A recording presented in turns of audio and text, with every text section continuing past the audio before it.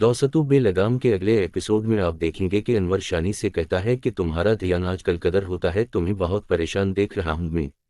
ये सुनकर शानी कहता है कि बाबा मुझसे बहुत बड़ी गलती हो गई है। ये सुनकर अनवर बहुत परेशान हो जाता है और पूछता है कि ऐसी कौन सी गलती करके आए हो। शानी कहता कि मैं रमशा को तलाक देकर बहुत बड़ी गलती की है और मुझे इस बात का पछतावा सारी जिंदगी रहेगा। ये सुनकर अनवर कहता है कि अच्छा हुआ जो रमशा तुम्हारी जिंदगी से चली गई और अब तुम उसे भूल जाओ।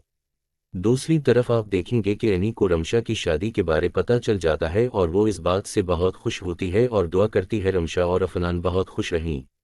दूसरी तरफ अलीज़े अफनान से कहती है कि तुम आजकल बहुत खुश दिखाई दे रहे हो, ऐसा लगता है कि रमशा के जाने के बाद तुम्हारे सर से बोझ उतर गया है और तुमने मामू जान से किया हुआ वादा पूरा कर दिया है। ये सुनकर अफनान कहता है कि ऐसी कोई बात नहीं, रमशा एक अच्छी लड़की है, अगर वो सिंह घर से चली गई है तो मैं तो उसकी इज्जत करता रहूंगा।